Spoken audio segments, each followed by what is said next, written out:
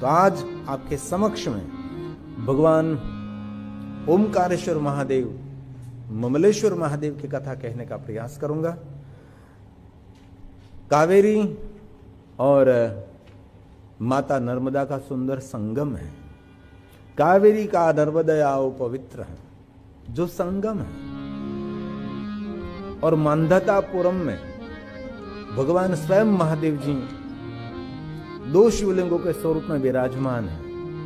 सत्पुरुषों का मंगल करते हैं, सज्जनों का शुभ करते हैं, और साधु पुरुषों के लिए श्रेष्ठ कोई भगवान शिव जी का लिंग स्वरूप स्थान है तो भगवान ओमकारेश्वर महादेव हैं। सबका कल्याण करते हैं, सबका हित और सबको सुख देने वाले मांधातापुरम में भगवान स्वयं ओमकारेश्वर महादेव स्वरूप में भगवान शिव ज्योति स्वरूप में विराजते हैं। सज्जनों के तारणहार है। कावेरी का नर्मदयो पवित्र है, दोनों का संगम है। एक श्लोक में ओमकारेश्वर महादेव, ममलेश्वर महादेव को प्रणाम करेंगे। उसके बारे में आपको मैं विशेष प्रकार से थोड़ा कथा सुनाने का प्रयास करूंगा। वैसे तो दो शब्दों में भी ओमकारेश्वर महादेव, ममलेश्वर महादेव की कथा पूर्ण हो सकती है, लेकिन कथा में तो बहुत विस्तार है। शिव महापुराण में तो कम, लेकिन स्कंद पुराण में बहुत बड़ा विस्तार है। और दक्षिणी ग्रंथों में, तामिली ग्रंथों में तो एक एक कथा की बहुत सारी उपकथा रहती है। किसने उपासना की, उसको क्या फल मिला, किस राजा का कैसे कल्याण हुआ, ऐसी बहुत सारी कथा है। तो आइए भाव से और आदर के साथ ओमकारेश्वर महादेव को प्रणाम करेंगे। कावेरी का नर्मद्यो पवित्रे, ये जो स्थान है अति पावन और पवित्र स्थान है, जहाँ नर्मदा और माता कावेरी का मिलन है, जहाँ अक्षों के राजा भगवान शिव जी का सखा धनेश मित्रम कुबेर जी ने वहां तपस्या की। इसीलिए दोनों नदियों का जब मिलन हो रहा है, वहां तेल मिश्रित जल भगवान को अर्पण करते और पितरों को विशेष प्रकार से तर्पण किया जाता है। बहुत सारे विद्वान ब्राह्मण जो जिनको हम तीर्थ पुरोहित कहते हैं, तीर्थ पुरोहित वहां रहते हैं। और जो तीर्थ यात्री आते हैं, जिनको मालूम है, जिनको पता है कि यहाँ कोई विशेष पूजा हो सकती है, वहां बहुत सारे तीर्थ यात्री संगम पर जाते हैं और संगम पर जाकर तेल मिश्रित जल पितरों को अर्पण करते हैं और जीवन धन्य हो जाता है और पितृ तृप्त हो जाते हैं। ऐसा एक भाव भी प्रकट किया है। बहुत सारी छोटी छोटी बातें हैं, जितना हो सके इतना मैं आपको कहने का प्रयास करूंगा। कभी आपको ओमकारेश्वर महादेव जाने का अवसर मिले तो आपको ऐसा न लगे कि सिर्फ ओमकारेश्वर महादेव, ममलेश्वर महादेव का दर्शन करके वापस आ गया। इसकी विशेष कोई महिमा होती है, इसीलिए भाव से हम पहले प्रणाम करेंगे कावेरी का। कावेरी का नर्मद्यो पवित्रे, पवित्र स्थान है। समागमे सज्जन तारणाय, सदैव मान्धातृपुरे वसन्तं, मोङ्कारमीशं शिवमेकमीडे, ओमकारमीशं शिवमेकमीडे। यह भगवान ओमकारेश्वर महादेव की अद्भुत महिमा। माता नर्मदा के तट पर है। साच रुद्र स्वरूप है दर्शन पापहारण। गंगा में स्नान करने से मनुष्य को पवित्रता मिलती है और यमुना का पान करने से मनुष्य को पवित्रता मिलती है। और माता नर्मदा का दर्शन करने मात्र से दर्शनात् पापहारी का जय जय मां नर्मदा। जिनके जितने पाषाण हैं सभी भगवान शिव जी के स्वरूप मानते हैं, जिनको हम नर्मदेश्वर महादेव भी कहते हैं, जिनको बाणलिंग कहते हैं, शिव रूपिणः जितने पाषाण हैं। ये श्लोक शिव महापुराण ग्रंथ का है। इसमें से मैंने थोड़ी थोड़ी बात निकालकर आपको कहने के लिए प्रयास किया है, जो माता नर्मदा की एक श्रेष्ठ महिमा है। और माता नर्मदा के दोनों तट पर जितने शिवलिंग हैं, इतने शिवलिंग कोई हमारी गंगा के तट पर नहीं है। इतने माता नर्मदा के तट पर, दोनों तट पर। इसीलिए नर्मदा परिक्रमा करने वाले सभी शिवलिंगों के दर्शन करते करते माता नर्मदा की परिक्रमा करते हैं। अमरकंटकेश्वर से शुरू होती है और बहुत सारे हजारों की संख्या में, परिक्रमा बहुत कठिन है, कष्टदायक है, लेकिन हजारों की संख्या में शिव भक्त माता नर्मदा की परिक्रमा करते हैं। तो माता नर्मदा की महिमा क्या है? एक श्लोक में भगवान व्यास जी ने कहा है, साच रुद्र स्वरूपा साक्षात रुद्र स्वरूपा माता नर्मदा है। दर्शनात् पापहारिका तस्यां स्थिताश्रये चित्पाषाणः शिवरूपिणः चित्पाषाणः शिवरूपिणः। तथापि च प्रवक्ष्यामि, माता नर्मदा के तट पर जितने लिंग स्वरूप हैं, सभी लिंग स्वरूप भुक्ति और मुक्ति देते हैं। स्थापित प्रवक्ष्यामि, त्यार बाद आपके समक्ष में अन्य भगवान महादेव के लिंग स्वरूप की महिमा कहने का प्रयास करता हूं। अति संक्षेप में, बहुत कम शब्दों में कहने का प्रयास करते हैं। जितने माता नर्मदा के तट पर भगवान महादेव के लिंग स्वरूप हैं, सभी लिंग स्वरूप भुक्ति भी देते हैं, भक्ति भी देते हैं और जीवात्मा को मुक्ति भी देते हैं। इसलिए इसके बारे में थोड़ी थोड़ी बात आपके समक्ष में कहने का प्रयास करता हूं। तथापि च प्रवक्ष्यामि यथा ज्ञानी मुनीश्वरः। पूर्ण जी ने प्रयाग तीर्थ में कहा, हे मुनीश्वरों, मैं आप सबको मैं याद दिलाता हूं कि माता नर्मदा के तट पर जो प्रसिद्ध जो लिंग स्वरूप है, उनके बारे में मैं स्मृति करता हूं, जो प्रधान है। प्रधान शिवलिंगानि, मुख्य में जो प्रधान शिवलिंग है, उसके बारे में कहने का प्रयास करता हूं। ये सभी शिवलिंग भुक्ति मुक्ति प्रदानि च, भुक्ति मुक्ति प्रदानि च। सुत पुराण ने प्रयाग तीर्थ में कहा कि महात्माओं, जो ये कोई शिवलिंगों का स्मरण करेंगे, उस मनुष्य का भी सर्व मंगल हो गया। आप सभी शिवलिंगों के दर्शन के लिए नहीं पहुंच सके, लेकिन ये सभी शिवलिंगों का स्मरण करने मात्र से मनुष्य का सर्व प्रकार के सुख और मंगल और कल्याण हो गया। पहला भगवान महादेव के लिंग स्वरूप का वर्णन किया है आर्तेश्वर महादेव, अति प्रसिद्ध हैं और मनुष्य मात्र को जीवन के सभी पापों में से मुक्त करने वाले हैं। और परमेश्वर महादेव और सिंहेश्वर महादेव, सभी शिवलिंगों की स्मृति करने मात्र से, उसको याद करने मात्र से मनुष्य अपने जीवन के पापों में से मुक्त हो जाएंगे। ये सभी शिवलिंगों तक हम नहीं जा सकते हैं, जरूर आपको यात्रा करने का अवसर मिले माता नर्मदा की परिक्रमा के लिए, तो आप जरूर कर सकते हैं। तो ये सभी शिवलिंग मार्ग में ही पड़ते हैं और सभी भक्त वहां परिक्रमा करते करते कहीं कहीं लिंग स्वरूप है, वहां रात्रि रुकते हैं। और ये भी कहा है कि सभी शिवलिंग ज्योतिर्लिंगों से कम नहीं। हम 12 ज्योतिर्लिंग की महिमा गाते हो तो मुख्य नहीं प्रधान ज्योतिर्लिंग है, लेकिन उससे भी ज्यादा 100 करोड़ ज्योतिर्लिंगों का वर्णन किया है। 12 ज्योतिर्लिंग तो मुख्य नहीं, इसलिए इसमें भी कहा जो मुख्य शिवलिंग है ज्योतिर्लिंगों से कम नहीं।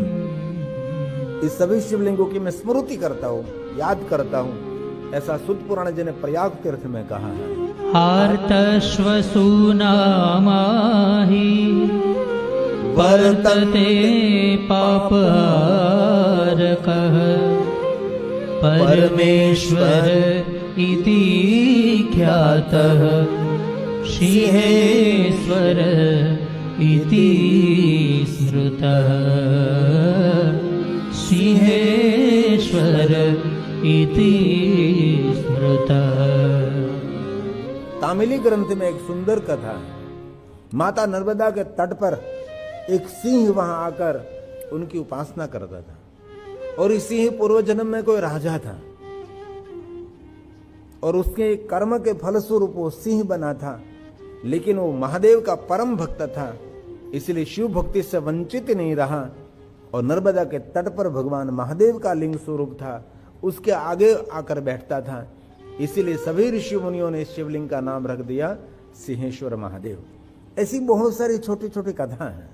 और आगे शर्मेश्वर महादेव हैं, मनुष्य मात्र का मंगल करते हैं। कुमारेश्वर महादेव हैं, पुंडरीकेश्वर महादेव है और मंडपेश्वर महादेव है। ये सभी महादेव जी बड़े बड़े ख्यात हैं, क्योंकि माता नर्मदा का उद्गम स्थान से लेकर समुद्र को मिलते हैं वहां तक दोनों तट पर, दोनों किनारे पर इतने भगवान महादेव के लिंग स्वरूप हैं, संख्या न विद्यते। अभी तक किसी ने संख्या की गिनती नहीं की, लेकिन यहाँ सूत पुराण ने कहा जो मुख्य जो ख्यात शिवलिंग है उनकी मैं स्मृति आपको कराता हूँ। ये सभी शिवलिंगों की कथा है, एक एक शिवलिंग की एक एक कथा है। कितनी कथा हो सकती है? शर्मेश्वरस्तथा जात्रा कुमारेश्वरेव च पुण्डरीकेश्वरः ख्यातो मंडपेश्वर एव च मंडपेश्वर एव च। ये सभी शिवलिंगों को याद करने मात्र से मनुष्य की कामना मनोकामना पूर्ण करने वाले सभी शिवलिंग हैं। इसलिए सिर्फ हम स्मृति करते, एक एक शिवलिंग की कथा जो मैं कहते रहे तो कितना समय निकल जाएगा। ये सभी शिवलिंगों की कथा है, एक एक शिवलिंग की कथा है, कितना समय। इसलिए सूत पुराण ने कहा कि उसके स्मरण करने मात्र से मनुष्य का कल्याण रहता है। और आगे का शिवलिंग है तीक्ष्णेश्वर महादेव, जो मनुष्य मात्र का मंगल करते हैं। दर्शन करने मात्र से मनुष्य अपने जीवन के सभी पापों में से मुक्त हो जाता है। एक धुंधरेश्वर महादेव, जो मनुष्य मात्र का सभी प्रकारों से कल्याण करते हैं, माता नर्मदा के तट पर हैं और मानव मात्र का शुभ और मंगल करते हैं। ये सभी शिवलिंग बड़े बड़े ख्याति वाले शिवलिंग हैं, जो शिव महापड़ ग्रंथ में उसका विशेष प्रकार से वर्णन किया है। ये भगवान व्यास जी ने सब कुछ गाया है।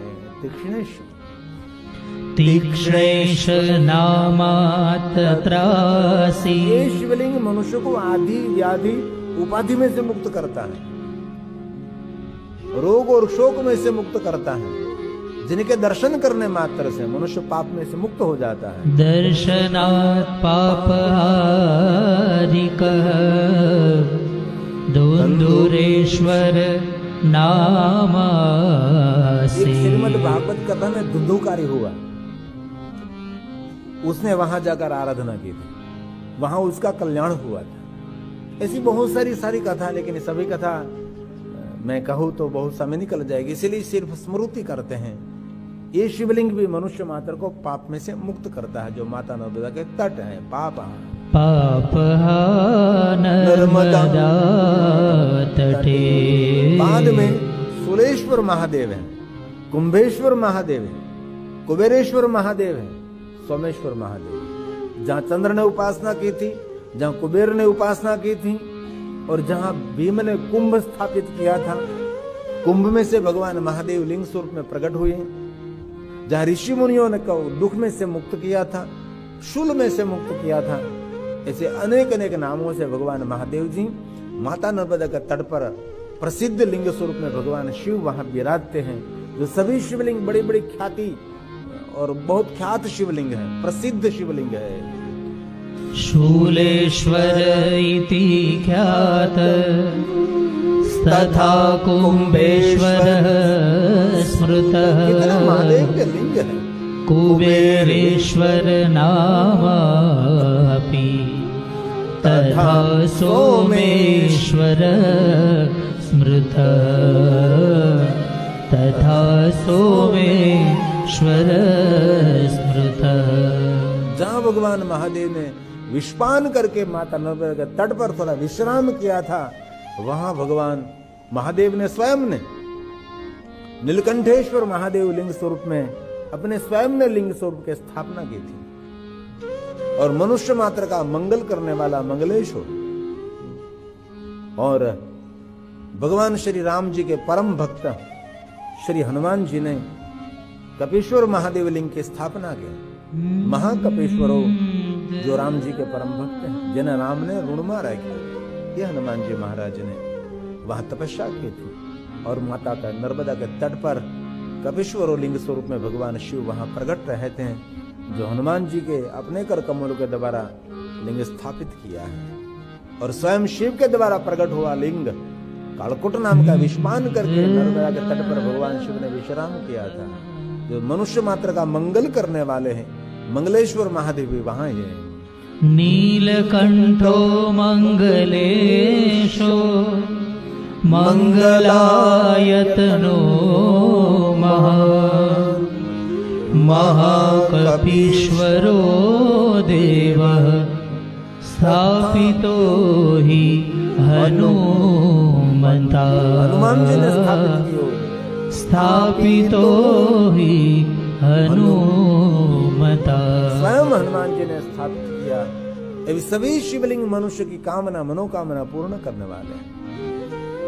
तो आज हम अमावस्या के दिन सभी शिवलिंगों को याद करते हैं। भगवान महादेव का स्वरूप भगवान नंदिकेश्वर ने जहां तपस्या की है, एक हत्या नहीं कोटि कोटि हत्याओं में से मुक्त करने वाला भगवान नंदिकेश्वर है।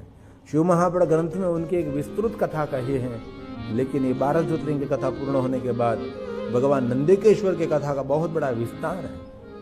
जो शिलाद मुनि का पुत्र है भगवान नंदिकेश्वर, जहां गाय माता ने स्नान किया था और गाय माता स्वयं ब्रह्महत्या के पाप में से मुक्त हुई थी, सुवादो नाम के ब्राह्मण ने वहां स्नान कर लिया और मातोश्री का अस्थि वहां विसर्जन कर दिया। और मातोश्री अंतरिक्ष में जाती जाती अपने पुत्र सुवादो को आशीर्वाद देती देती गई कि मैं स्वर्ग में जा रही हूं, मैं शिवलोक में जाकर महादेव को मिलूंगी।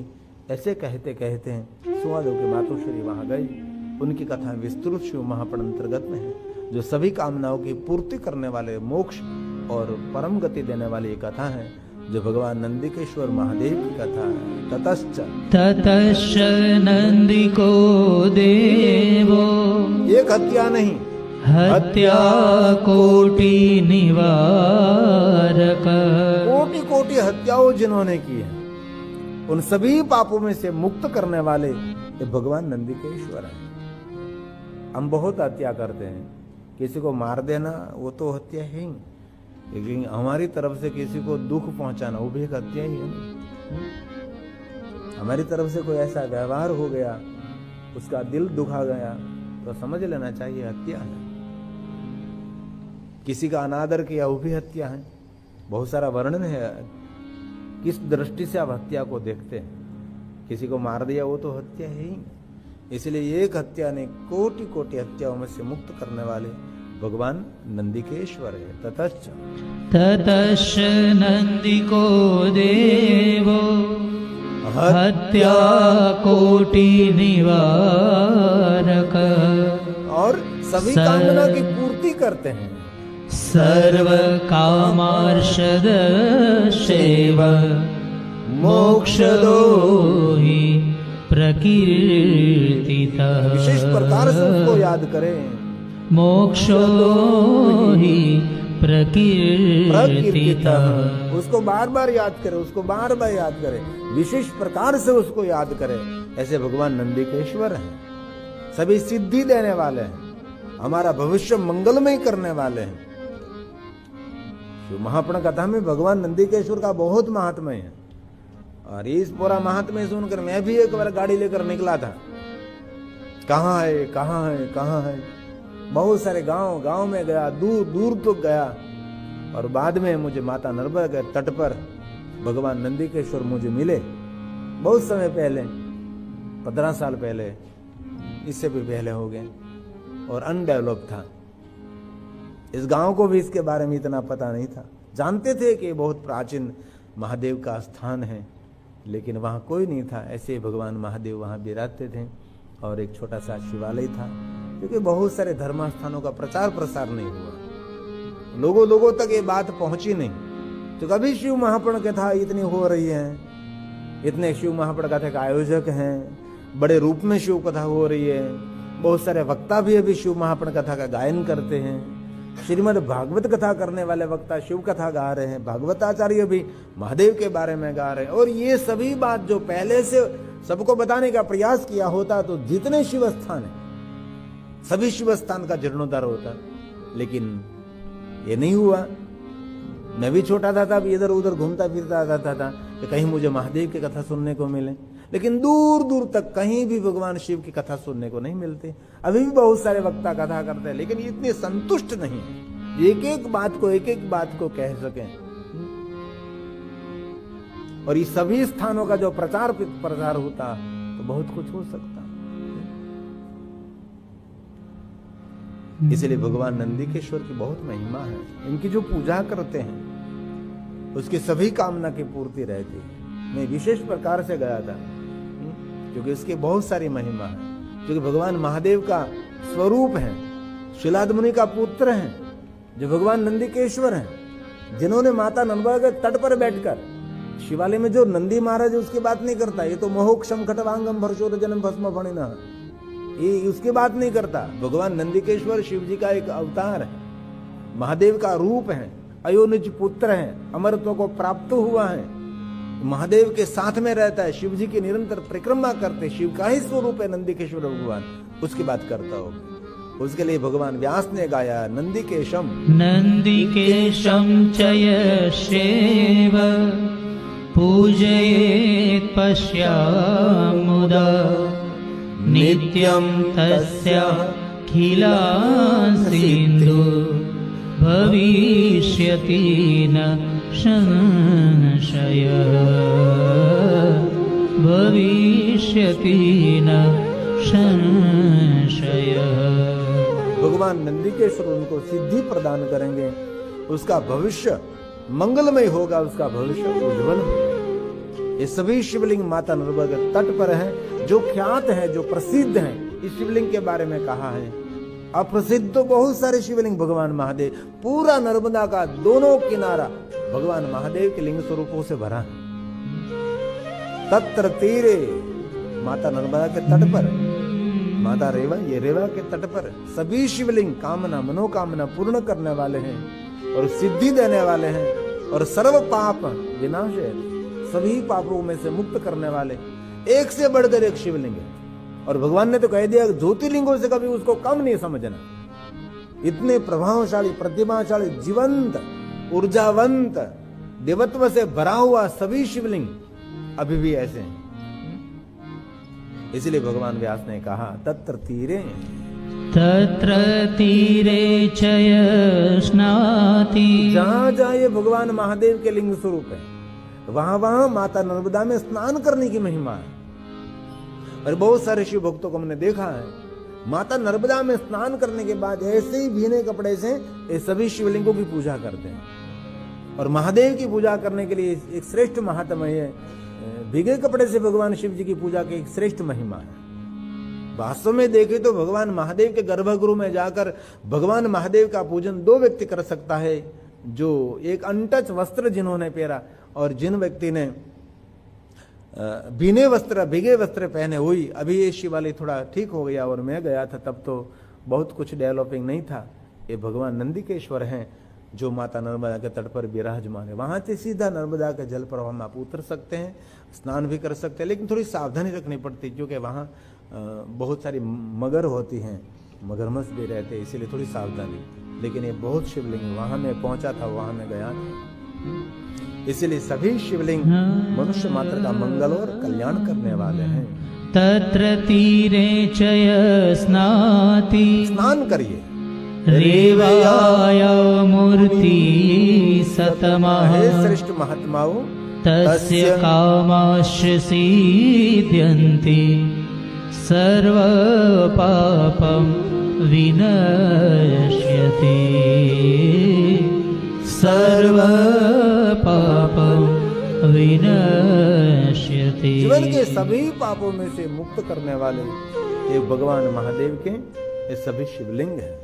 और ये सभी शिवलिंगों का दर्शन आप न कर सके तो आपको कभी अवसर मिले तो जरूर ओमकारेश्वर महादेव का विशेष प्रकार से दर्शन करना चाहे, जिनकी गणना हमारे ज्योतिर्लिंगों में की है।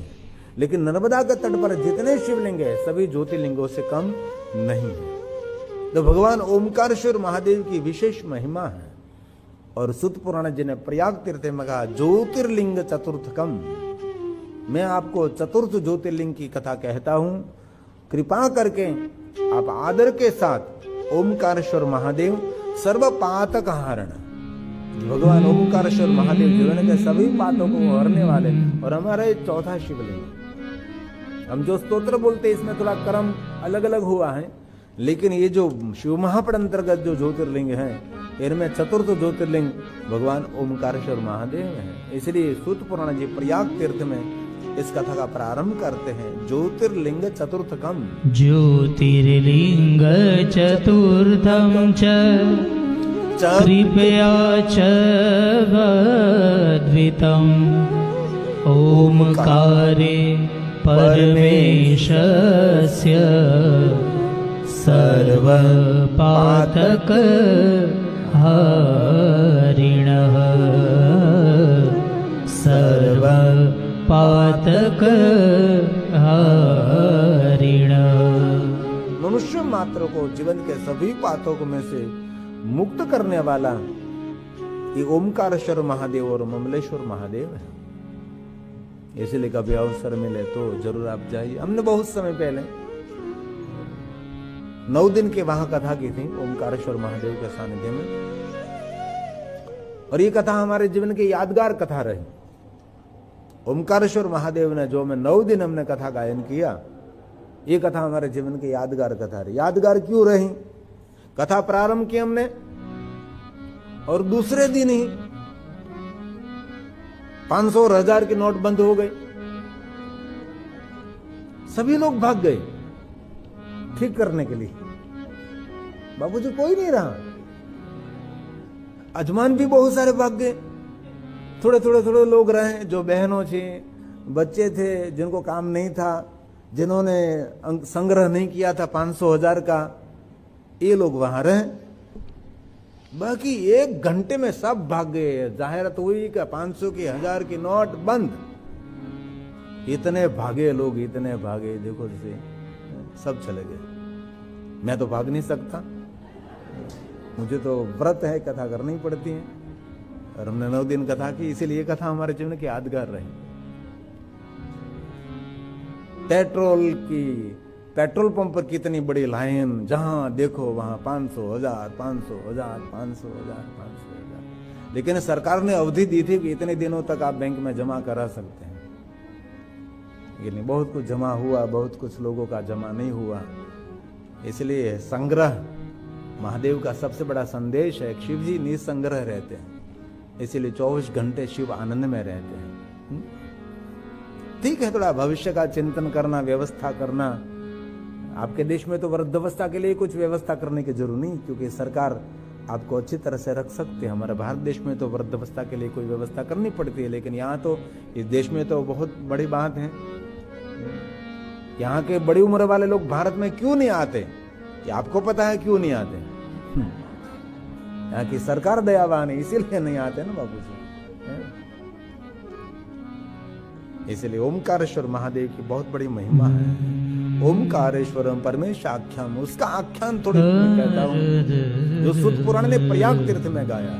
ओमकारे परमेशाख्यम लिंगमासिद्धा द्विजा। हे ब्राह्मणों सुनिए जरा।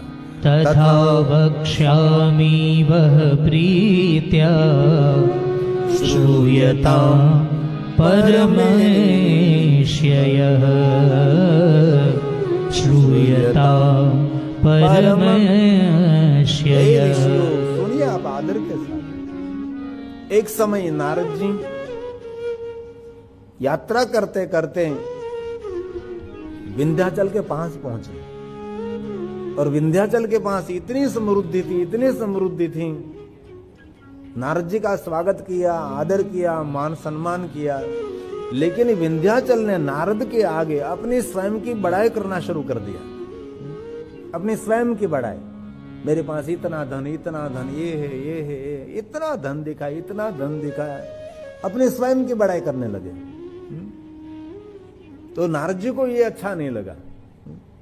दिखाना एक बात अलग है, और जो मिला है उनके बारे में अभिमान युक्त बातें करना वो बहुत गलत है। नारद जी मौन रहे और सुनते रहे, देखते रहे। लेकिन धीरे से नारद जी ने कहा कि विंध्याचल आप बहुत महान है, लेकिन आपको पता है सुमेरु पर्वत पर देवता निवास करते हैं, आपके पास कोई देवत्व निवास नहीं करता। और विंध्याचल को बहुत बुरा लग गया। नारद जी को हाथ जोड़कर कहने लगे मुझे श्रेष्ठता प्राप्त करनी है और मेरी कीर्ति की वृद्धि मुझे करनी है, तो मुझे क्या करना चाहिए?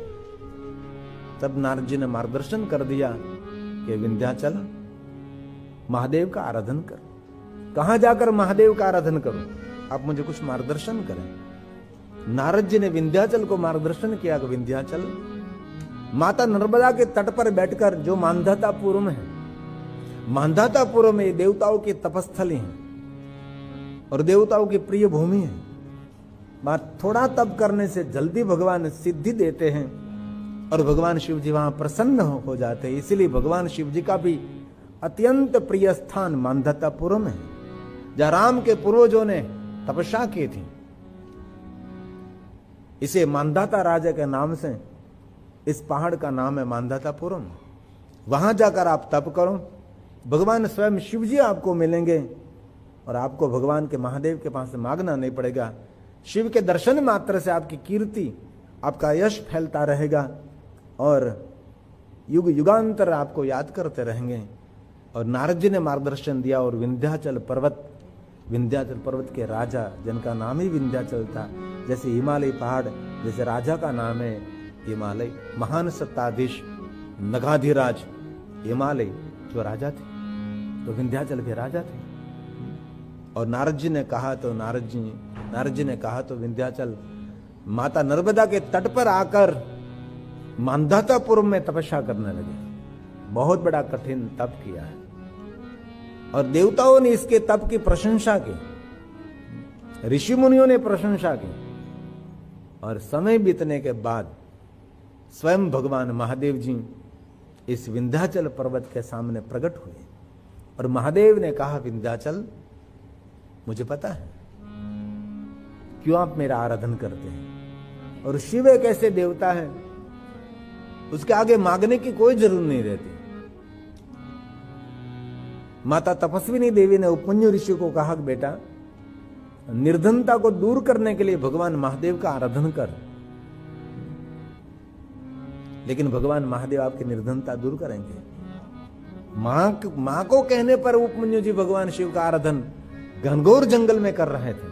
तो शिव भक्तों में एक श्रेष्ठ शिव भक्त उपमन्यु ऋषि हैं, कोई सामान्य ऋषि नहीं, जिन्होंने द्वारकाधीश भगवान कृष्ण जी ने अपने चरणों में बैठकर जिनके पास से विद्या ग्रहण की थी, पंचाक्षरी विद्या, शिव विद्या, क्रिया विद्या, मंत्र विद्या, शांभवी विद्या और संपूर्ण शिव भक्ति का मार्गदर्शन उपमन्यु ऋषि कृष्ण भगवान को किया था। और जैसे जैसे उपमन्यु ऋषि ने मार्गदर्शन किया, वैसे द्वारकाधीश कृष्ण जी ने भगवान महादेव की उपासना की और महादेव मिले, बहुत सारे वरदान भी मिले। और वरदान मिलने के बाद सीधा द्वारका नहीं गए, भगवान कृष्ण जी फिर उपमन्यु ऋषि के पास गए। उपमन्यु ऋषि, आपके मार्गदर्शन अनुसार और आपके आशीर्वाद से मुझे स्वयं महादेव मिले, मुझे इतने इतने वरदान मिले। महादेव को मिलने के बाद सीधा द्वारका जा सकते थे कृष्ण, लेकिन नहीं, उपमन्यु को मिलकर गए। और बाद में उपमन्यु ऋषि ने कहा, हे कृष्ण जी, आप द्वारका जाइए, जो भगवान ने सुख दिया है उसका सुख भोग करें। उपमन्यु ऐसा नहीं कहा कि त्याग करके भाग जाओ, जो मिला है उसका सुख भोगे और आनंद करिए और सत्कर्मों से जीवन को पूरा पूरा धन्य कर दीजिए, उपमन्यु ऋषि ने कहा। यहां भी भगवान महादेव ने विंध्याचल को कहा, विंध्याचल मुझे पता है, लेकिन मैं तुझे वचन देता हूं, युगों युगों तक तेरी कीर्ति रहेगी और तेरी साधना के स्वरूप मैं यहां स्वयंभूलिंग स्वरूप में, ज्योति स्वरूप में मैं यहां स्थिर रहूंगा। और विंध्याचल की प्रार्थना से भगवान महादेव मांधातापुरम में लिंग रूपेण सतमहा, और भगवान शिव जी ने विंध्याचल को बहुत बड़ी कीर्ति का वरदान दिया। इसीलिए सभी देवताओं में, सभी पर्वतों में विंध्याचल पर्वत की कीर्ति होने लगी, विंध्याचल की जय जयकार होने लगी। और स्वयं भगवान शिव जी वहां लिंग स्वरूप में प्रकट रहे, जिन शिव के शिवलिंग का नाम है ओमकारेश्वर महादेव। और वहां लिंग स्वरूप में भगवान शिव जी प्रकट रहे ओमकारेश्वर मांधातापुरम में। और नर्मदा के दूसरे तट पर बहुत सारे ऋषि तपस्या कर रहे थे, आराधन कर रहे थे, लेकिन उन सबको कहा कि महादेव, हम भी आपके भक्त हैं, वहां मांधातापुरम में आप लिंग स्वरूप में प्रकट रहे और हम तो इस तट पर हैं। मांधातापुरम तो टापू है, एक तरफ कावेरी का जल प्रवाह का वेग है, एक तरफ माता नर्मदा का जल प्रवाह का वेग है। हम आपका दर्शन और पूजन करने के लिए कैसे आ सकते हैं? इसलिए हमारा सबका मंगल करने के लिए भगवान माता नर्मदा के इस तट पर जहां हमारी उपस्थिति है वहां भगवान आपका भी प्रागट्य होना चाहिए। ऋषि मुनियों की प्रार्थना से, ऋषि मुनियों के आराधने से वहां भगवान महादेव सभी ऋषि मुनियों के सामने प्रकट हुए और सभी ऋषि मुनियों के मंगल और कल्याण के लिए वहां स्वयंभू तेजोमय स्वरूप में भगवान और एक शिवलिंग के रूप में प्रकट हुए, जिनको हम ममलेश्वर महादेव कहते हैं। वहां दो शिवलिंग मिलाकर एक ज्योतिर्लिंग बनता है, इसलिए ओमकारेश्वर और ममलेश्वर। इसलिए बहुत लोग जाते हैं तो ओमकारेश्वर महादेव के दर्शन करके वापस आ जाते हैं, लेकिन उनके साथ साथ ममलेश्वर महादेव का दर्शन करना बहुत आवश्यक है। ऐसी विस्तृत बहुत सारे महात्म्य से भरी हुई कथा है, लेकिन ये कथा को जो श्रवण करते हैं उनके लिए कहा है, उनकी कामना मनोकामना अभिष्ट फल मिलेगा और माता के पेट में कभी उसको निवास नहीं करना पड़ेगा। जन्म और मृत्यु से फेरे में से मनुष्य मुक्त हो जाएगा। जो कोई कथा श्रवण करेंगे, ये हमारा ओमकारेश्वर महादेव और ये है हमारा ममलेश्वर महादेव। इसीलिए भगवान व्यास ने वचन दिया है कि इस कथा श्रवण करने मात्र से मनुष्य का मंगल होगा, कल्याण होगा। यह एवं पूज्य शंभु, ये एवं पूज्य शंभो मातृगर्भे वसे नहीं, यदभीष्टं फलं तस्य प्राप्नुयात् नात्र संशय, प्राप्नुयात् नात्र संशय। इसलिए कभी अवसर मिले तो उसके बारे में थोड़ा अलग अलग मैं संशोधन करके आपके समक्ष लाया हूं, थोड़ा आपको मैं कहने का प्रयास करूं। ओमकारेश्वर महादेव, ममलेश्वर महादेव में कभी आपको यात्रा करने का अवसर मिले तो इस स्थान पर गुरु गोविंद भगवता पादाचार्य वहां रहते हैं, जहां आदि जगत गुरु शंकराचार्य महाराज ने वहां दीक्षा ग्रहण की थी। इसलिए आदि जगत गुरु शंकराचार्य महाराज का दीक्षा स्थान 8 साल की आयु में वहां आदि जगत गुरु शंकराचार्य महाराज वहां पहुंचे थे और वहां से दीक्षा ली थी। और इस भूमि की विशेषता है, और ये याद करें ओमकारेश्वर महादेव, ममलेश्वर महादेव तो खंडवा जिला में पड़ता है और खंडवा जिला का सबसे बड़ा गौरव हमारे लिए गायक किशोर कुमार हैं। वह महाराष्ट्र के थे और एक खंडवा जिला के थे। पूरे हमारे भारत में जिनकी ख्याति हुई, इस भूमि में अद्भुत साम्राज्य है। वहां परमेश्वर महादेव हैं, अमरेश्वर महादेव हैं और ममलेश्वर महादेव हैं। एक शिवलिंग को बहुत सारे नामों से सभी भक्त लोग उनको पुकारते रहते हैं। मांधाता ये राजा थे, इक्ष्वाकु वंश में प्रकट हुए और राम जी के पूर्वज रहे हैं, और मांधाता राजा ने वहां तपस्या करके इसीलिए इस पहाड़ का नाम मांधातापुरम रखा है। और परम शिव भक्त हुए राम के सभी पूर्वज महादेव के भक्त रहे और स्वयं भगवान श्री राम भी महादेव के भक्त रहे। और राम की शिव भक्ति के एक ही याद, जिनको हम सेतबंधु रामेश्वर कहते हैं, लेकिन बहुत सारे शिवलिंग भगवान राम जी ने भी स्थापित किया है। और दानवों के सामने देवताओं पराजित हो गए इंद्र के साथ, तभी देवताओं अपने सुरक्षा के लिए मांधातापुरम में आ गए और मांधातापुरम में आकर वहां रहने लगे। और एक तरफ कावेरी नदी, एक तरफ माता नर्मदा, बीच में एक छोटा सा पहाड़ है जिनको मांधातापुरम कहा है। वहां इंद्र के साथ देवताओं ने, ऋषि मुनियों निवास किया और निवास करके वहां भगवान महादेव का आराधन किए। इसीलिए इस पहाड़ की एक श्रेष्ठ महिमा है। तप किया देवताओं ने, शिव जी का पूजन किया देवताओं ने। वहां ब्रह्मा विष्णु भी प्रकट हुए, इसलिए स्थान को त्रिदेवों का स्थान कहा जाता है और इस स्थान को त्रिपुरी क्षेत्र भी कहा जाता है। वहां ब्रह्मा जी भी प्रकट हुए थे, वहां श्री हरि भगवान विष्णु भी प्रकट हुए थे और वहां स्वयं भगवान शिव जी भी प्रकट हुए। इसीलिए इसका नाम त्रिदेव स्थान है, त्रिपुर क्षेत्र उसको कहते हैं। वहां ब्रह्मपुरी का भी प्रादुर्भाव है, वहां विष्णुपुरी का प्रादुर्भाव है, वहां रुद्रपुरी का प्रादुर्भाव है। जो मांधातापुरम के बारे में हम लोग कम जानते हैं, तो ओमकारेश्वर महादेव का टापू एक टापू, एक पहाड़ है, दोनों तरफ पानी है। एक तरफ कावेरी का बहुत वेग से बहता हुआ जल प्रवाह है, एक तरफ माता नर्मदा का बहुत बड़ा वेग से बहता हुआ ये पहाड़। ये टापू 6 किलोमीटर के है। मैंने परिक्रमा की है टापू की, और आपको कभी अवसर मिले तो जरूर आप इसकी परिक्रमा कर सकते हैं। 6 किलोमीटर लंबा है और 1 किलोमीटर चौड़ा है। 1 किलोमीटर उस पार जाओ तो कावेरी, 1 किलोमीटर इस पार आओ तो माता नर्मदा, लेकिन बहुत लंबा है। 6 किलोमीटर का ये पहाड़ है, लेकिन दिव्यता से भरा हुआ ये मांधातापुरम है। जो मेरी समझ में आया, मैंने जो संशोधन किया उसके बारे में थोड़ा थोड़ा कहने का प्रयास करूं। और यहाँ अहिल्याबाई ने 5 मंजिल वाला सुंदर भगवान महादेव का शिवालय, अभी जो शिवालय है ओमकारेश्वर महादेव का 5 मंजिल वाला है। इसमें एक मंजिल में महाकालेश्वर है, दूसरे में सिद्धनाथ महादेव हैं, तीसरे में केदारेश्वर महादेव हैं, और चौथे में गुप्तेश्वर महादेव विराजते हैं, और मूल भगवान ओमकारेश्वर महादेव वहां विराजते। अभी जो टेलीविजन में देखते 6 किलोमीटर का लंबा एक टापू है। इस टापू पर बहुत सारे तीर्थ स्थान है। इस स्थान पर जहां सुखदेव मुनि ने तपस्या की थी, सुखदेव मुनि ने तपस्या करके रात्रि के समय में स्वयं सुखदेव मुनि ने देखा था कि यहाँ रात्रि में भगवान शिव और पार्वती चौकठाबाजी खेलते हैं। चौकठाबाजी जो हम खेलते ना, अभी तो ये सभी रमत धीरे धीरे लुप्त होने लगी।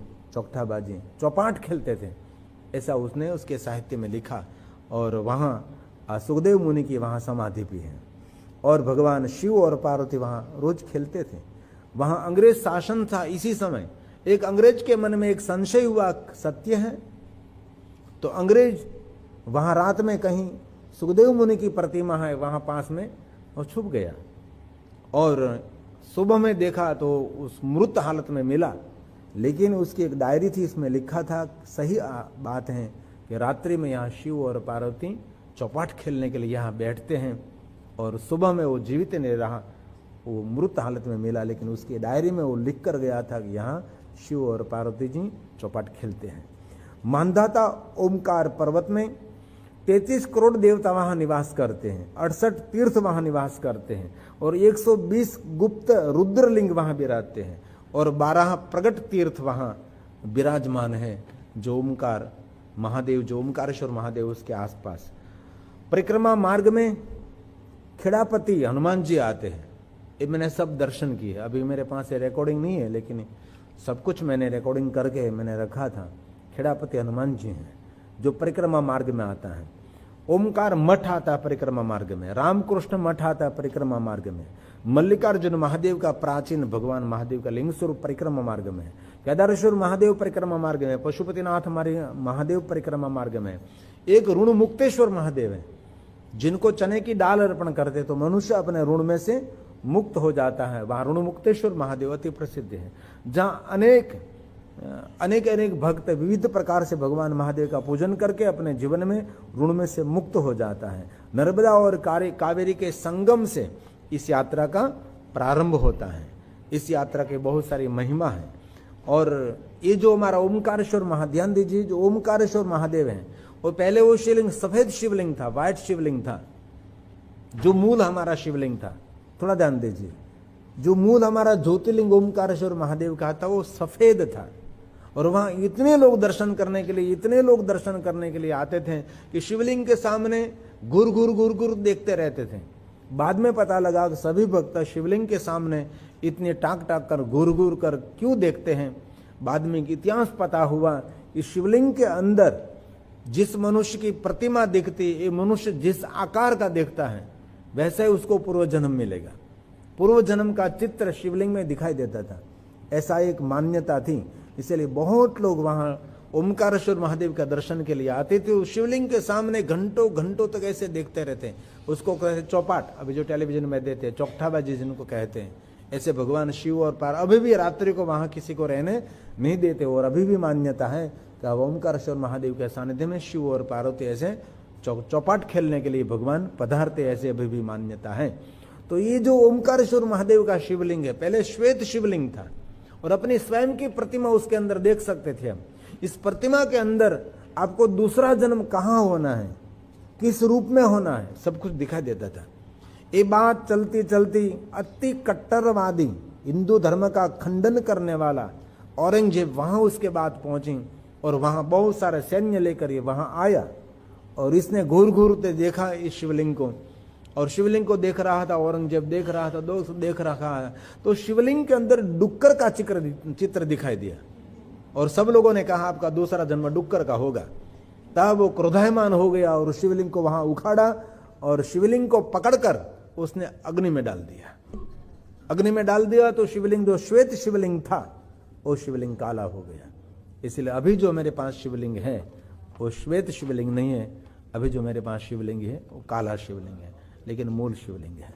ऐसे तो सारी खंडनात्मक बात है आपको कहूँ, लेकिन ये कथा लाइव प्रसारण हो रही से थोड़ी मर्यादा रखता हूँ मैं, बाकी आपके रुए खड़े हो जाएंगे। हम कुछ नहीं कर सकते, हमारे से कुछ होता ही नहीं है, हमारा कोई संगठन, हमारी कोई रक्षा की व्यवस्था भी नहीं है। ऐसे हमारे एक भी धर्म स्थान सुरक्षित नहीं रहा है। अभी भी हम लोग ऐसे अलग अलग घूमते फिरते रहेंगे तो यही होगा। इसलिए भगवान को प्रार्थना करें सनातन परंपरा के 100 साल में मैंने पूरा बहुत सारे ज्योतिर्लिंगों का इतिहास निकाला। 100 साल में टूटता है, 100 साल में लूटता भी है, खंडन होता रहता है। तो यहाँ जो कावेरी और माता नर्मदा का संगम है, जहाँ तेल मिश्रित जल पितृ को अर्पण किया जाता है, जीवन धन्य होता है, कामना पूर्ण करते हैं। जहाँ कुबेर जी ने वहाँ तपस्या की, अश्वमेध यज्ञ का पुण्य मिलता है, जहाँ बैठकर तप करने से। यक्षों के राजा कुबेर जी ने वहाँ तपस्या की थी और कुबेर को आरोग्य मिला था। ये स्थान आरोग्य देने वाला स्थान है और ये स्थान रोग में से मुक्त करने वाला स्थान है, जहाँ कावेरी और माता नर्मदा का सुंदर संगम है। और वहाँ द्वारकाधीश का सुंदर भगवान कृष्ण जी का मंदिर है। वहाँ परिक्रमा मार्ग में रामेश्वर महादेव विराजते हैं, झालेश्वर महादेव विराजते हैं, विशालेश्वर महादेव विराजते हैं, अंधकेश्वर महादेव विराजते हैं, नवग्रहेश्वर महादेव विराजते हैं। अन्नपूर्णा माता का प्राचीन वहाँ स्थान है। कभी अवसर मिले तो जरूर आप ये सभी यात्रा कर सकते हैं। वहाँ संतोषी माता का मंदिर है, झुमकेश्वर महादेव का प्राचीन स्थान है, नर्मदा माता का प्राचीन मंदिर है और मंदिर के बाहर हिस्से में बटुक भैरव जी विराजते हैं। जो भगवान महादेव के भक्त वहाँ आते हैं उनके रक्षा के लिए बटुक भैरव वहाँ विराजते हैं। और अभिमुक्तेश्वर महादेव वहाँ बहुत प्राचीन है, मंगलेश्वर महादेव वहाँ विराजते हैं, नागचंद्रेश्वर महादेव विराजते हैं, दत्तात्रेय भगवान का सुंदर स्थान वहाँ है, वहाँ काल भैरव जी विराजते हैं, वहाँ घुष्मेश्वर महादेव का प्राचीन लिंग स्वरूप है। इस स्थान अति प्राचीन है, ईस्वीसन 1508 में। और गुरु नानक वहाँ पधारे थे और वहाँ के गोदरशाह फकीर ने गुरु नानक देव को मार्गदर्शन दिया था कि इस पहाड़ की परिक्रमा की बहुत महिमा है। इसीलिए गोदरशाह फकीर के पास से महात्म्य सुनकर गुरु नानक देव जी ने इस मानधातापुरम की परिक्रमा की थी। ऐसे अभी भी हैं, बहुत श्रद्धालु साले सिख समाज के लोग वहाँ परिक्रमा करने के लिए पधारते हैं। और 11वीं सदी में शासन बदला, परमार शासन आया। परमार शासन ने ममलेश्वर महादेव शिवालय का जीर्णोद्धार किया और नवनीकरण किया और विशेष प्रकार से वहाँ बहुत सारी व्यवस्था हुई। और आदि जगत गुरु शंकराचार्य महाराज ने वहाँ दीक्षा ली थी, इसलिए वहाँ शंकराचार्य गुफा की भी बहुत सारी महिमा है। ओमकारेश्वर से 60 किलोमीटर दूर, जिनको महेश्वर कहते हैं, वहाँ बहुत सारे भगवान महादेव के शिव स्थान है। राजा का किला है, माता नर्मदा के तट पर शांत सुंदर स्थान है, वहाँ बहुत सारे वट वृक्ष हैं, माता नर्मदा का सुंदर घाट है, वट वृक्ष, पीपल वृक्ष, नीम के वृक्ष, बहुत सारे हरियाली वहाँ है। अत्यंत रमणीय स्थान जिनको महेश्वर कहते हैं। महान शिव भक्त अहल्याबाई की वहाँ राजधानी रही, जिनको हम कहते हैं महेश्वर। इसलिए कभी आपको अवसर मिले तो महेश्वर भी मैं पढ़ता हूँ। लेकिन भगवान शिव आप स्वयं तमोगुण के अधिष्ठा होते हुए भी शांत रहते, परोपकार करते, कहीं दूर दूर तक लालची वृत्ति नहीं, किसी के पास से कोई अपेक्षा नहीं है आप में। भगवान महादेव जी, इसलिए आप स्वयं शिव है। ये स्वयं भगवान विष्णु जी ने महादेव जी को कहा था, शंकर भगवान को कहा था। ब्रह्मा ने केतकी को कहा, केतकी तू मेरा कार्य कर सकता है, मैं और आप दोनों धरती पर जाएंगे, विष्णु भगवान मुझे पूछेंगे, तब मैं कहूंगा मैंने अग्निसमगांत ले लिया है। मेरी बात न माने तो मैं कहूंगा कि केतकी को पूछे, आपको जब पूछे तब आपको कहना है कि ब्रह्मा जी ने अग्निशम का अंत ले लिया, मेरे लिए आपको झूठ बोलना है। केतकी ने स्पष्ट मना कर दिया कि अरे भगवान ने मुझे कितनी सुगंध दी और पुष्पों की जाति में मैं कितना श्रेष्ठ हूं। भगवान स्वयं शिव उसके मस्तक पर मुझे धारण करते हैं, मैं झूठ नहीं बोल सकता। और ब्रह्मा जी के मन में हुआ कि केतकी जो झूठ नहीं बोलेगा तो मुझे कभी महानता नहीं मिलती, उनके लिए क्या करना पड़ेगा मुझे।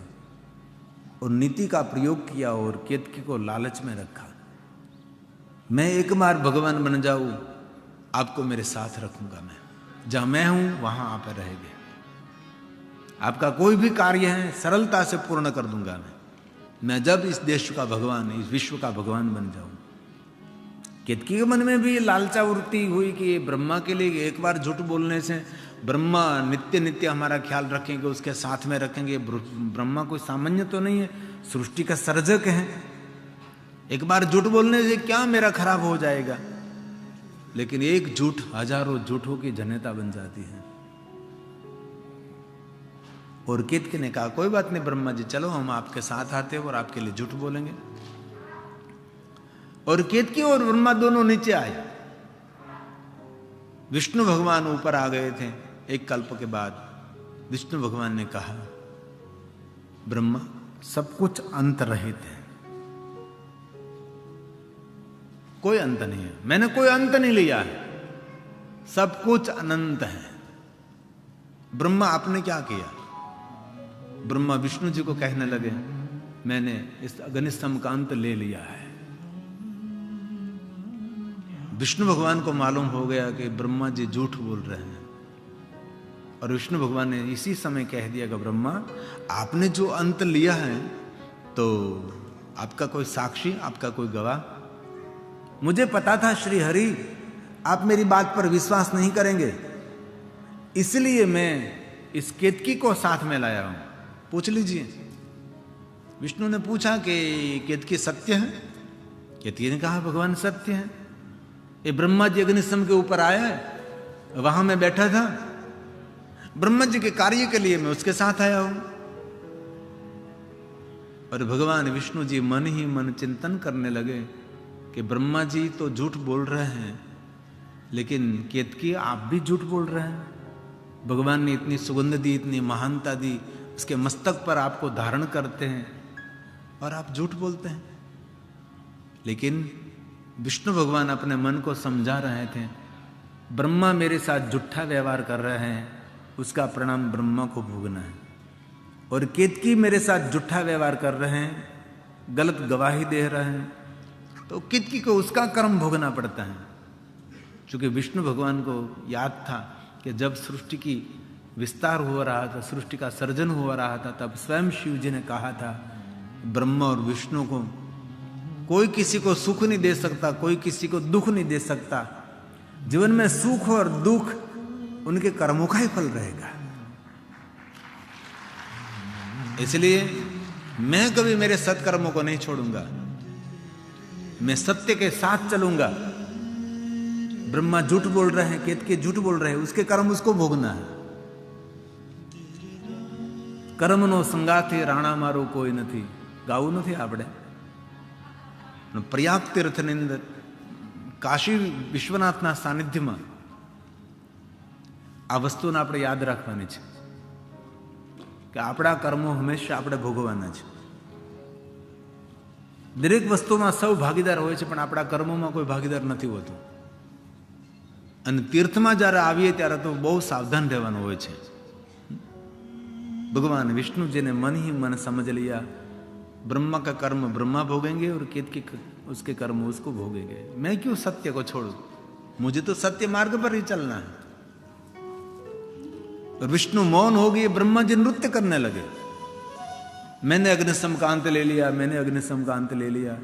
शिव महापुराण ग्रंथ में ब्रह्मा के लिए बहुत सुंदर लिखा है कि ब्रह्मा कैसे नृत्य कर रहे थे, इतना विचित्र नृत्य करने लगे थे विष्णु भगवान के सामने। ऐसा भगवान व्यास की एक कलम चली होगी, लेकिन ब्रह्मा के लिए ये सब कुछ बोलना हमारे लिए उचित नहीं, क्योंकि ब्रह्मा भी भगवान है। इसलिए जो शिव महापुराण में लिखा वो मैं ब्रह्मा के लिए बोल नहीं सकता। ब्रह्मा के लिए बहुत सारी बातें ऐसी कही, लेकिन कभी हमने मेरे मुख से द्वारा ब्रह्मा के लिए ऐसी बात हमने नहीं कही, क्योंकि कथा को योग्य आकार देना वो कथाकार का कर्तव्य रहता है। बहुत सारी बातें ऐसी होती है समाज के सामने नहीं। पढ़ लीजिए, ब्रह्मा जी ऐसा नृत्य करने के लिए वो नृत्य करते करते कहने लगे कि श्री हरि विष्णु मेरी पूजा करो, मेरी आरती उतारो। तो निर्णय लिया गया था कि जो को अग्निशम कांत लेकर आएंगे उसकी पूजा आरती होगी। तो विष्णु भगवान ब्रह्मा जी की आरती उतारने लगे। ब्रह्मा की आरती उतारने लगे तब किसी को चिंता नहीं हुई, धर्मों को चिंता हुई, धर्म को ग्लानि होने लगी, उसको चिंता हुई। इस समाज के अंदर जब अव्यवस्था भी है तो धर्मशील मानसों चिंतित है, विधर्मियों की संख्या बढ़ रही है। सामान्य मनुष्यों को तो कुछ भी पता नहीं, लेकिन जो धर्मशील हैं, धर्मचिंतक हैं, उस लोग चिंतित हैं। हिंदुओं की संख्या कम होने जा रही है, गैर हिंदुओं की संख्या बढ़ रही है, दिन रात बढ़ रही है। कोई हमारा तीर्थ खाली नहीं है विधर्मियों के बिना। सभी है मेरे तीर्थों में, इतने विधर्मी बैठे हैं। उनका कोई धर्म क्षेत्र हो वहां कोई हिंदुओं को रहने नहीं देते न, जो कि धर्म चिंतित है। इसलिए धर्म ने भगवान को हुआ जब जब हो धर्म की हानि। रामचरितमानस तुलसी में जब जब होई धर्म की हानि बाढ़ी असुर अधम अभिमानी। तुलसी जी कहते हैं जब जब धर्म की हानि होने लगती है तब भगवान कोई न कोई रूप लेकर आते हैं। यदा हृदय धर्मस्य ग्लानिर्भवति भारत, श्रीमद् भागवत गीता। ये वचन दिया भगवान ने कोई रूप लेकर मैं आऊंगा। इसलिए हम लोग निश्चिंत बैठे हैं, हमारी रक्षा करने के लिए वो आएंगे। इसलिए कितनी बार हमने मार खाई और खाते रहे। यदा यदा हि धर्मस्य ग्लानिर्भवति भारत अभ्युत्थानम् अधर्मस्य तदात्मानं सृजाम्यहम्। भगवान आते हैं कोई न कोई रूप लेकर। विनाशाय च दुष्कृता धर्म संस्थापनार्थाय संभवामि युगे युगे। इसलिए तुलसी ने कह दिया जब जब हो जब जब होई धर्म की हानि बाढ़ी असुर अधम अभिमानी। बाढ़ी असुर अधम अभिमानी। धर्म ने प्रार्थना की आदिदेव परमपिता भगवान शिव जी को। धर्म की प्रार्थना सुनकर भगवान स्वयं शिव जी अग्निशम के मध्य में से और दिशाओं और अनदिशाओं में से प्रथम नाद स्वरूप भगवान प्रकट हुए। अकार उकार मकार स्वरूप में भगवान पूरा विश्व गूंजने लगे। अग्निशम के मध्य से, आकाश और पाताल से, दिशा और अनदिशाओं से सारा भुवन गूंजने लगा ओमकार के नाद से। और भगवान शिव स्वयं ओमकार बिंदु संयुक्तम ओमकार के रूप में अग्निशम के मध्य में से भगवान प्रकट हुए। और इसी समय भगवान शिव जी ने ब्रह्मा के सामने देखा, ब्रह्मा आपने कपट किया, इतना सामर्थ्य मैंने आपको दिया, जगत का सर्जन करने का सामर्थ्य आपको मिला और आपने विष्णु के साथ कपट किया। और स्वयं भगवान शिव जी ने ब्रह्मा को कह दिया कि ब्रह्मा, आपका कोई मंदिर नहीं, आपकी कोई पूजा नहीं रहेगी, आप कोई पूजा स्थान में नहीं रहोगे। और कहते कहते भगवान महादेव का तीसरा नेत्र खुल गया। तो तीसरे नेत्र में से काल भैरव का प्रागट्य हो गया। रक्त वर्ण काल भैरव प्रकट हुए। और काल भैरव ने हाथ जोड़कर कहा, हे शिव, आपका ही मैं स्वरूप हूं, मुझे आज्ञा करिए, मुझे क्या करना है। इसी समय भगवान शिव जी ने स्वयं ने काल भैरव जी को आज्ञा कर दी कि ब्रह्मा को दंड करिए। काल भैरव ब्रह्मा के पाछल पीछे पड़े और ब्रह्मा जी के एक मस्तक का छेदन नखून के द्वारा कर लिया। जो काल भैरव रक्त वर्ण थे वो काल भैरव काले हो गए, क्योंकि ब्रह्मा जी का मस्तक का छेदन किया। और जब काल भैरव ब्रह्मा जी को दंड दे रहे थे, इसी समय श्री हरि भगवान विष्णु जी ने आदिदेव परमपिता परमात्मा शिव जी को प्रार्थना की, भगवान महादेव, हे भगवान शिव, आप काल भैरव को वापस बुलाओ, आप काल भैरव को वापस बुलाइए। और विष्णु भगवान की प्रार्थना से काल भैरव को वापस बुलाया गया। काल भैरव रुक जाइए, आप ब्रह्मा जी को अधिक दंड मत करिए। और जब काल भैरव जी वापस आए, इसी समय तो ब्रह्मा का एक मस्तक आच्छेदन हो चुका था। और भगवान श्री हरि विष्णु जी ने महादेव की स्तुति की है।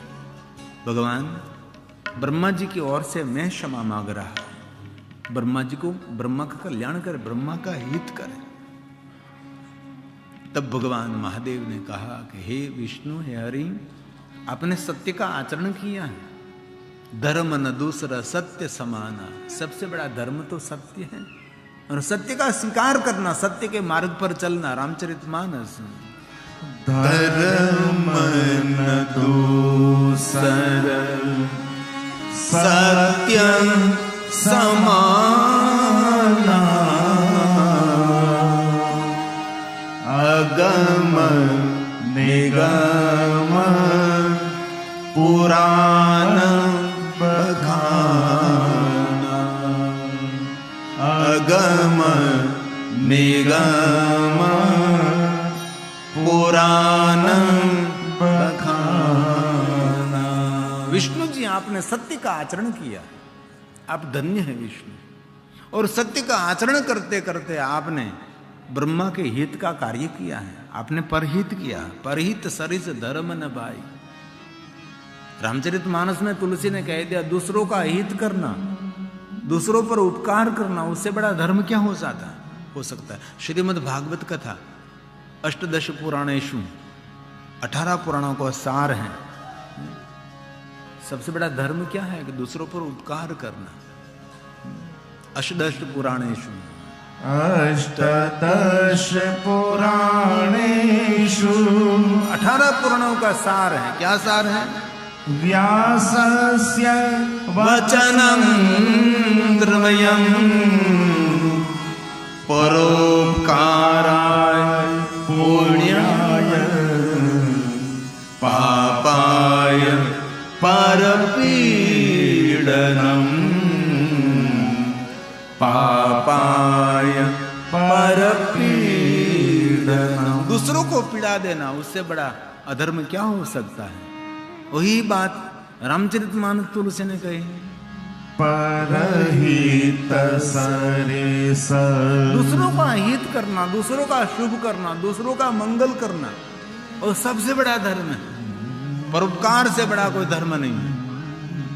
दूसरों का अहित, दूसरों के बारे में अहित सोचना, उससे बड़ा कोई धर्म नहीं। ये तुलसी का वचन है। परहित सरिस धर्म नहीं भाई, पर पीड़ा सम नहीं अदमाई, पर पीड़ा सम नहीं अदमाई। इसलिए हम काशी पधारे तो यहां से एक निर्णय लेंगे, शत्रु के लिए भी हम अशुभ विचार नहीं करेंगे। जिनके साथ दुश्मनावट है, जिनकी तरफ से आप बदला लेना चाहते हैं, उनके प्रति भी हमारे हृदय में दूर दूर तक कोई बदले का भाव नहीं होना चाहिए। दूसरों का हित, दूसरों का शुभ करना, वो सबसे बड़ा धर्म है। भगवान महादेव की प्रसन्नता भगवान विष्णु पर उतरी और भगवान महादेव ने कहा, भगवान शिव जी ने कहा कि विष्णु आप धन्य हैं, सत्य के मार्ग पर सत्य का आचरण किया आपने। जिस ब्रह्मा ने आपके साथ कपट किया, आपके साथ झूठा व्यवहार किया, इस ब्रह्मा के हित के लिए आपने प्रार्थना की, आपने बहुत बड़ा परोपकार किया है। आपको तो ब्रह्मा के दंड के लिए मुझे कहना चाहिए, ब्रह्मा जी को दंड करिए क्योंकि ब्रह्मा ने मेरे साथ कपट किया है, लेकिन आपने ब्रह्मा के कल्याण के लिए मुझे प्रार्थना की। धन्य है विष्णु। और सुनिए श्री हरि, अब महादेव ने कहा है, हे विष्णु, मैं आप पर प्रसन्न हूं, मैं आज से आपको मेरी समानता देता हूं, आप आज से मेरे समान रहोगे, जहां जहां मेरी पूजा होगी वहां वहां आपकी भी पूजा होगी। और भगवान स्वयं शिव जी ने कहा, इति देव पूरा, देव समूह के साथ भगवान विष्णु जी को महादेव ने उनकी समानता दे दी। और भगवान व्यास ने शिव महापड़ ग्रंथ में कहा है, इति देव पुरा प्रीत, सत्य वचन के कारण सत्येन हरये परम, ददो सम साम्यक मत्यर्थम, देव संघे च पश्यति। पूरा देव समूह देखते रह गए और भगवान स्वयं महादेव ने विष्णु जी को समानता दी, आप मेरे समान रहोगे क्योंकि आपने सत्य का आचरण किया, आपने परोपकार किया है।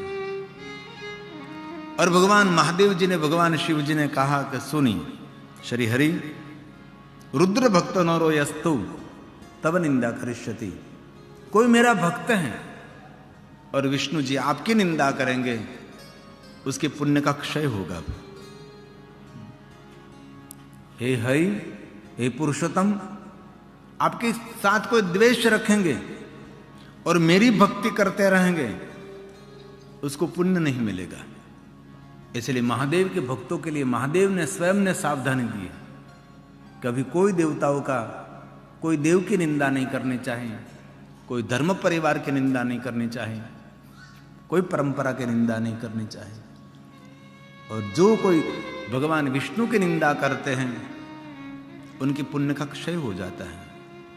ये मेरी आज्ञा है, भगवान महादेव जी ने कहा। इसलिए शिव भक्तों के लिए बड़ी सावधानी है कि कोई देवता की, भगवान श्री हरि विष्णु की तो कभी निंदा ना करे। बीच में एक समय हुआ था कि वैष्णवपंथी और शिवपंथी झगड़ते रहते थे और धीरे धीरे सब शांत हो गया। लेकिन कितना सुंदर एकात्म शिव महापड़ ग्रंथ में कहा है।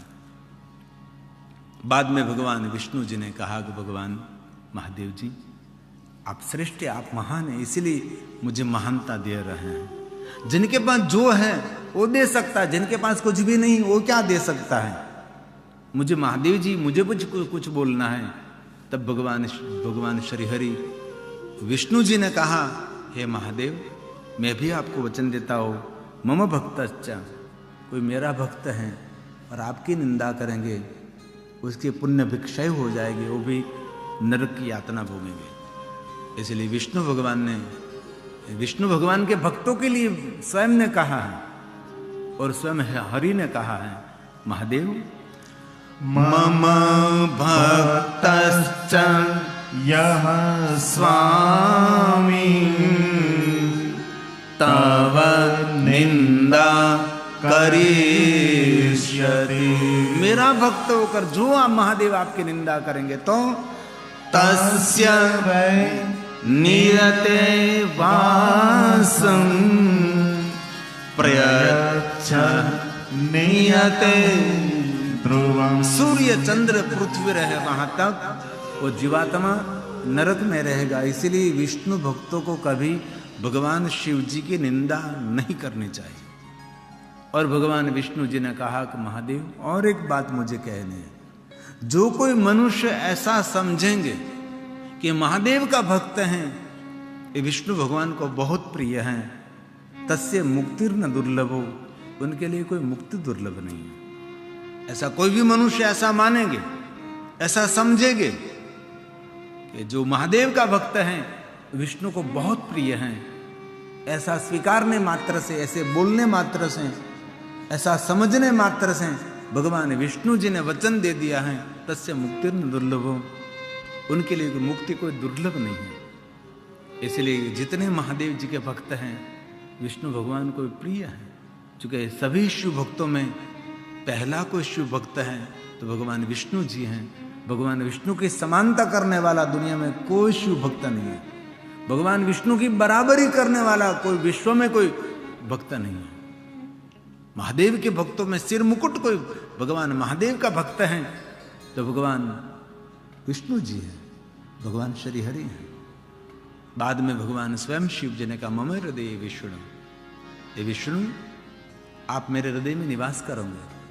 और सामने विष्णु ने भी कह दिया महादेव आप तो पहले से मेरे हृदय में निवास करते हैं, क्योंकि श्री हरि भगवान विष्णु तो पहले से भगवान महादेव के भक्त रहे हैं। ये तो विष्णु भगवान ने सत्य का आचरण किया, ब्रह्मा पर उपकार किया, इसीलिए भगवान महादेव ने विष्णु जी को समानता दी कि जहां जहां मेरी पूजा होगी वहां आपकी पूजा होगी। और परोपकार व्यक्ति हैं, सत्य के मार्ग पर चलने वाले व्यक्ति है, उनके पर आपका आदर रहता है, भाव रहता है। इसलिए स्वयं भगवान शिव ने कहा ममेव हृदये विष्णु विष्णु हृदयेऽहम् उभयोऽन्तर यो वेन जानामि मतो मम जानामि मतो मम। ये भगवान शिव जी का वचन है। मुझे और विष्णु को कभी अलग नहीं समझिए। मैं और विष्णु बोलने में अलग अलग है, लेकिन दोनों का स्वरूप एक है। हम आरती में गाते हैं ना, हरिहर एक स्वरूप, हरिहर एक स्वरूप अंतर नवदर्शो प्रभु अंतर नवदर्शो बोला उधर ने बजता बोला उधर ने बजता भवसागर तरशो ओम हर हर हर महादेव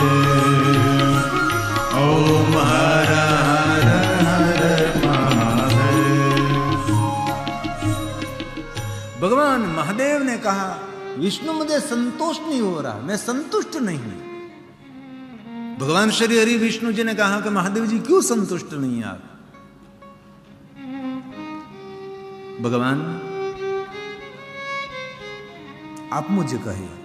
तब स्वयं महादेव जी ने कहा कि विष्णु मेरे मन में एक विचार चिंतन हो रहा है, मैं सत्य और परोपकार को मेरे समान में जो स्थान देता हूं तो मुझे स्वयं को लगता है कि मैं सत्य और परोपकार का अनादर कर रहा हूं, मैं अपमान कर रहा हूं। अरे भगवान आपकी समानता दुनिया में कौन ले सकता है? मेरा सौभाग्य है कि मेरा सत्य धर्म के और परोपकार धर्म के फलस्वरूप आपने मुझे में आपकी समानता दी है, लेकिन आपकी समानता आपकी बराबरी करने वाले दुनिया में कोई निर्मित अवतार कोई नहीं है।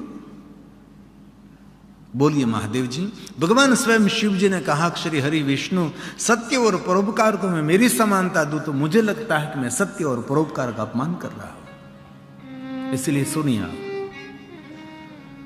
सत्य और परोपकार के मार्ग पर जो चलता है वो मेरे लिए प्रणम्य रहेगा, वो मेरे लिए भी वंदनीय रहेगा। इसलिए विष्णु आपने सत्य का आचरण किया और परोपकार का आचरण किया है, इसलिए विष्णु मैं आज से आपको वचन देता हूं। इससे पहले आप मुझे जवाब दीजिए, इस जगत के ईश्वर कौन है? भगवान श्री हरि विष्णु जी ने कहा महादेव आप ही ईश्वर हैं, आप ही भगवान हैं, तो आप मुझे जवाब दीजिए मेरा भगवान कौन है। भगवान विष्णु जी ने हाथ जोड़कर कहा कि भगवान महादेव स्वयं आप जगत के भगवान हैं, आपका भगवान कौन हो सकता है। तब भगवान स्वयं शिव जी ने कहा कि विष्णु जो सत्य मार्ग पर चलता है, जो परोपकार धर्म का अनुसरण करता है, वो मेरे लिए प्रणम्य रहेगा, आप मेरे भगवान रहोगे। आज से श्री हरि विष्णु आपको मैं मेरे भगवान के रूप में स्वीकारता हूं। और स्वयं शिव जी ने भगवान विष्णु को अपने भगवान के स्वरूप में स्वीकार लिया। और इसी समय विश्वकर्मा जी को आज्ञा दी और कहा भगवान स्वयं शिव जी ने कि विश्वकर्मा जी सुंदर गौलोक निर्माण करो, रत्न जड़ित आसन तैयार करो। और देखते ही देखते विश्वकर्मा जी ने सुंदर गौलोक निर्माण किया, सुंदर स्वर्ण का रत्न जड़ित आसन वहां निर्माण किया गया। और भगवान स्वयं महादेव ने अपने कर कमलों से भगवान विष्णु जी को गौलोक का स्वामी बनाया और गौलोक में स्थापित कर दिया। और देवताओं समूह के साथ भगवान विष्णु का सम्मान किया, भगवान विष्णु का आदर किया।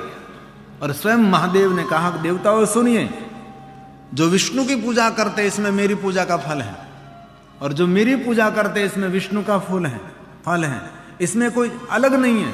मैं और विष्णु दोनों एक हैं और मैंने विष्णु को समानता दी है, विष्णु को मैंने महानता दी है। तब से भगवान विष्णु जी गौलोक के स्वामी बने और भगवान महादेव से पूजित रहे।